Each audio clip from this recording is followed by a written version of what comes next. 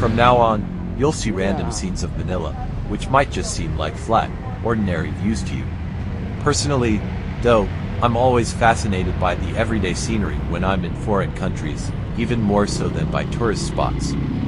By the way, this trip to the Philippines was with my daughter, so I couldn't fully focus on filming for my YouTube channel. I often regret not recording longer footage on my camera, as you can always adjust it later in editing. But if there's not enough footage, there's only so much an editor can do. So, make sure to record much longer videos than you think you'll need. We stayed at a reasonably priced 3-star hotel in Makati. Today, we were walking to the nearest railway station, using Google Maps, but the information was outdated, and we found the station was closed for renovation. I realized then that it was actually lucky we couldn't find the nearest railway station when we arrived at Ninoy Aquino International Airport yesterday, because even if we had found it, we wouldn't have been able to take a train. Instead, after getting a bit lost, we walked away from the airport and eventually took a taxi to the hotel. I shared that story in a previous clip, so if you're interested, you can check it out. Now, we're walking to another station called Libertad to head to Rizal Park. Since, as I mentioned, I'm not particularly interested in sightseeing spots, my reason for going to Rizal Park is simply to enjoy the journey of getting there. After walking through the Intramuros area, a well-known sightseeing spot, we just passed through without really exploring the sights. We were on our way to the Seco beach when I saw something unexpected. Extremely dirty seawater at the river mouth, as you can see here. People, including adults, were urinating into the river, and wastewater and garbage were being dumped there as well. Google Maps showed that the beach was to the left at the end of this street, but we decided not to go in, instead turned back the way we came to catch a tricycle.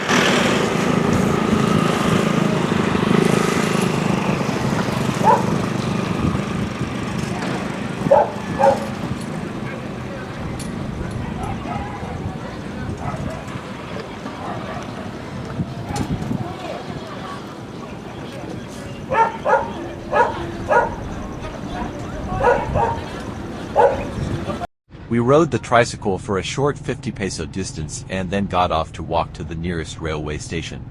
I didn't capture this part on video, but we found a shopping mall near the station and enjoyed some crane games there. However, the prizes were harder to win compared to Japan, where crane games have a long history and a balance is carefully maintained. If it's too hard, players get frustrated, and if it's too easy, the business loses out. If you're a fan of crane games, Japan is the best place to try them.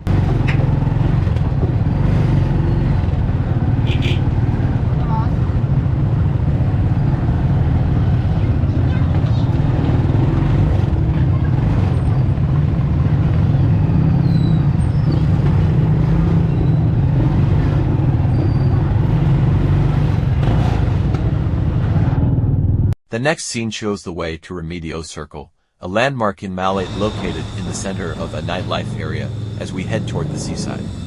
Many KTVs are clustered around Remedios Circle. For those unfamiliar, especially Americans or Europeans, KTVs are karaoke bars that also function as gentlemen's clubs. I explain more about them in another clip. As for me, I don't drink alcohol, and my interest in women has lessened with age and the regrets of a difficult marriage, so I don't go to nightclubs. However, I've heard some wild stories from older Japanese men who got scammed by the women working in these clubs. Some were even hustled out of everything they had and ended up homeless in Manila.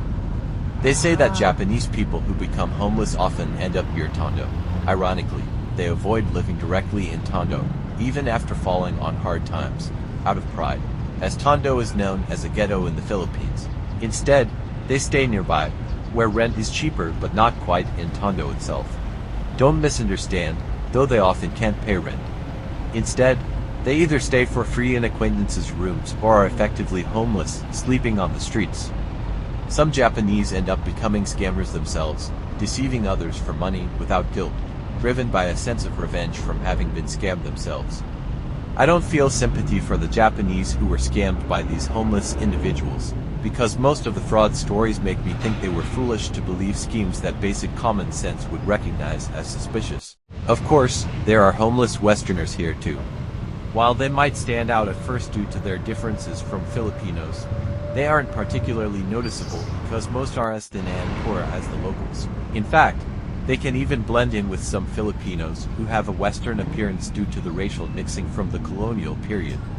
However, homeless in this context doesn't necessarily mean sleeping on the streets, as there's a good chance they're taken in by generous Filipinos who offer them a place to stay. Those who find this philanthropic attitude bothersome may instead choose to sleep on the streets as truly homeless. I don't see homelessness in the Philippines as a severe hardship, since the country has no winter, and being homeless allows a certain freedom, even if it comes with social disdain. I'm a little unsettled by my slight admiration for the homeless lifestyle. I often imagine myself waiting for my final days on the street, without any personal possessions. However, I can't picture doing this in a country with a harsh winter.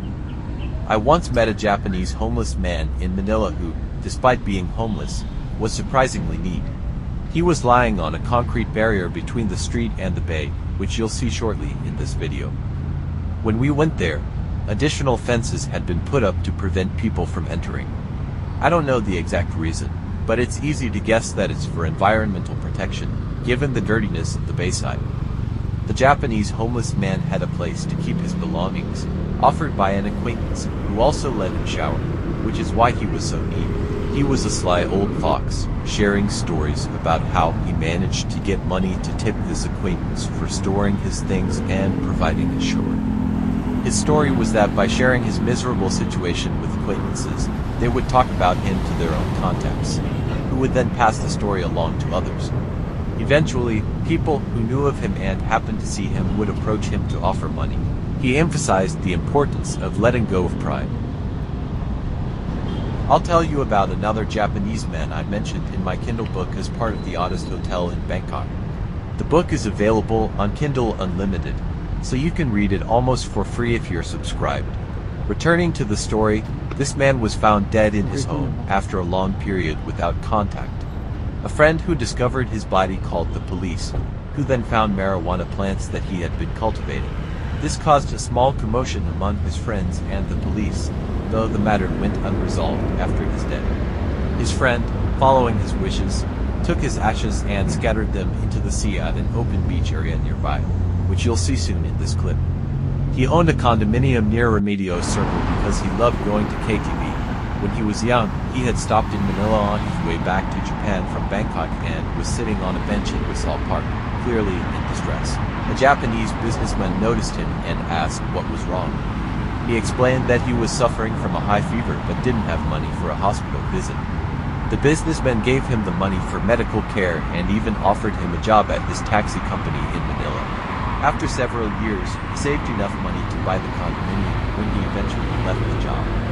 The condominium remains unclaimed by the owner's heirs. They seem unwilling to take it due to the complicated procedures with foreign authorities, not to mention the significant backlog of unpaid administrative fees. It looks like a real Tower of Terror. There are 2 Disney parks in Tokyo, Disneyland itself and Disneysia, which has an ocean-themed concept and is home to the Tower of Terror.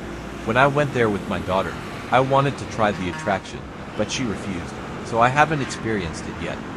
However, I would definitely refuse to ride this elevator. It feels much scarier to me than the Tower of Terror at Disneysia.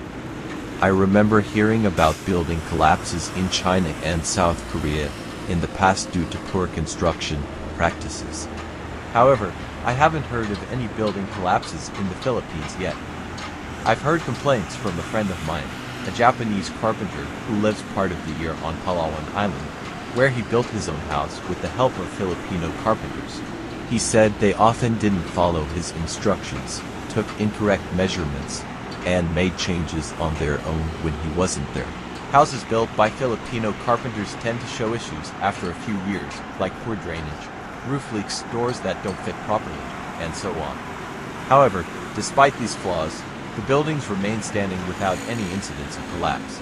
I'm curious about the building techniques, like the use of cams and rods.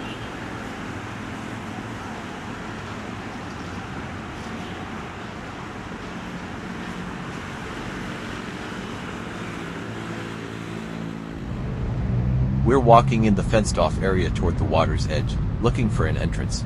However, I didn't expect much from the seawater here, especially after visiting the white beach in Puerto Galera and seeing the dirty water at the mouth of the Pasig River near Baseco Beach, which I showed at the beginning of this clip. The photos on Google also show people enjoying their time at Baseco Beach, but they don't swim there due to the lack of cleanliness, if not to say, it's downright dirty. Finally, we reached the entrance to the beach. A uniformed guard was stationed there, instructing us to leave any empty plastic bottles on the desk in front of him, likely to prevent littering on the beach. It seemed that people had previously discarded bottles, as there was a pile of trash that hadn't been removed yet. In any case, you have to accept that the sea near Manila isn't as beautiful as in other parts of the Philippines, given the city's huge population. However, I do wish the Philippine government would take stronger action to control sewage drainage.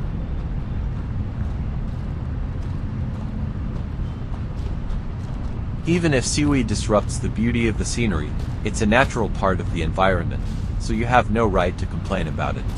However, the bubbles created by the waves suggest that sewage is mixing into the seawater.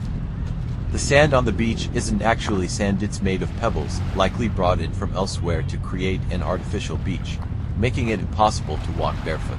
The government seemed to design the beach for people to enjoy spending time by the shore, but not for swimming in the sea.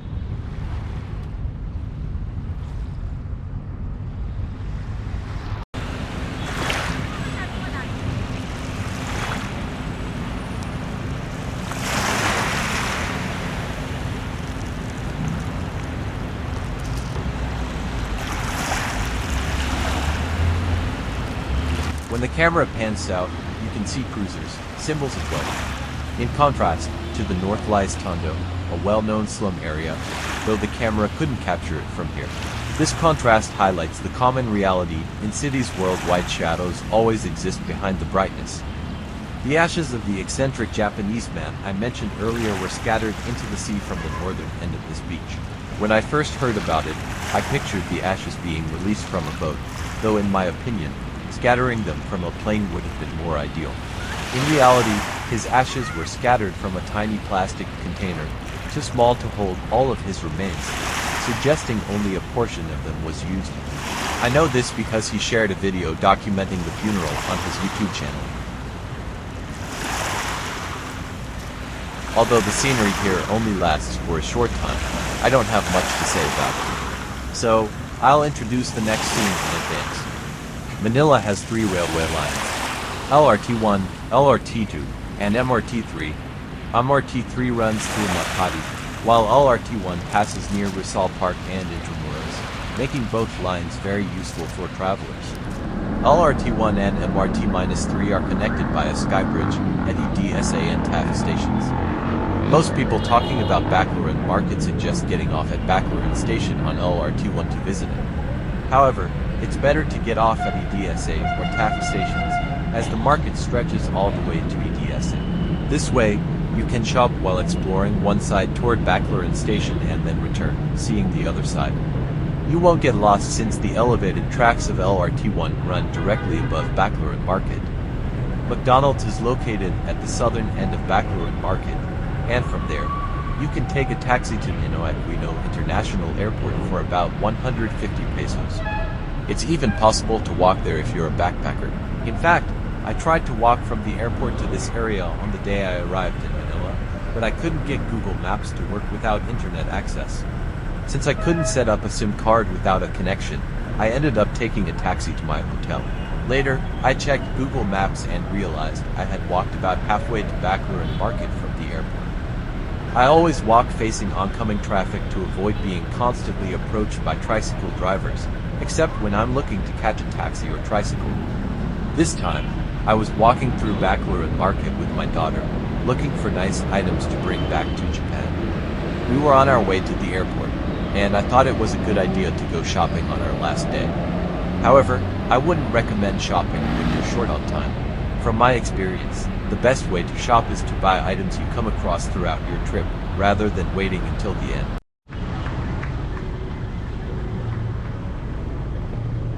The street you see here is south of Baclaron.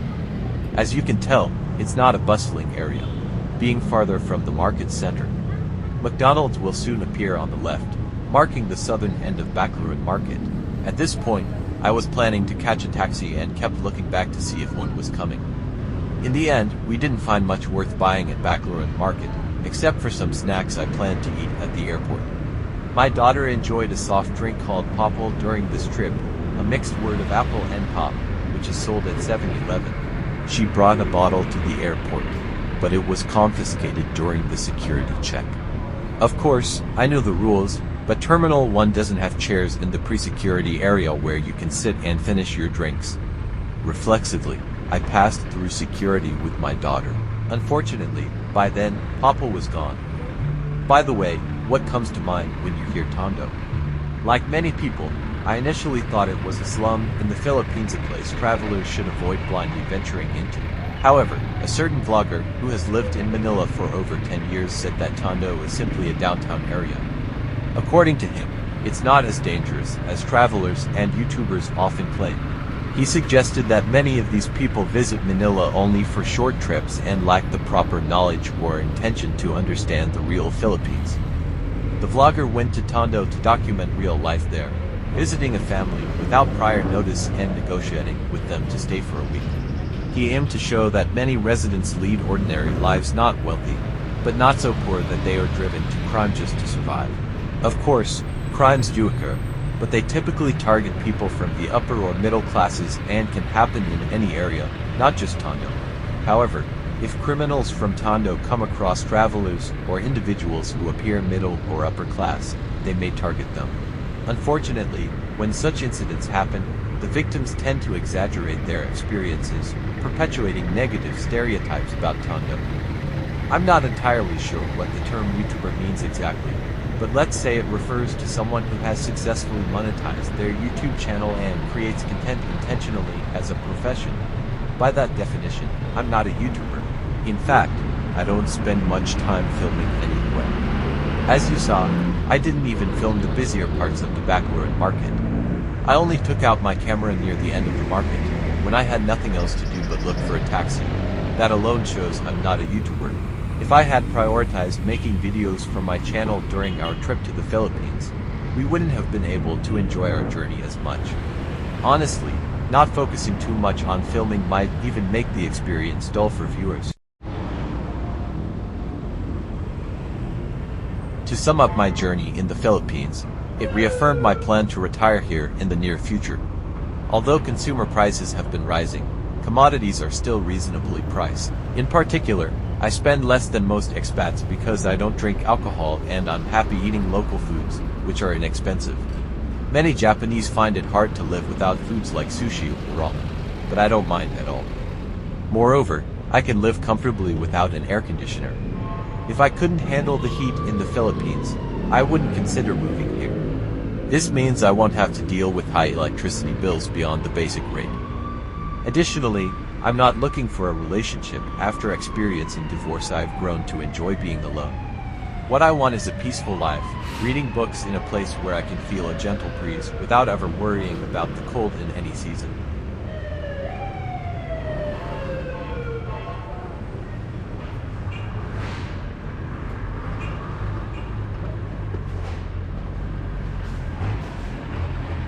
I haven't shown you more upscale areas like Makati or Bonifacio Global City. This focus might not sit well with some Filipinos, as they often see exaggerated reports highlighting the darker sides of the city, like Tondo.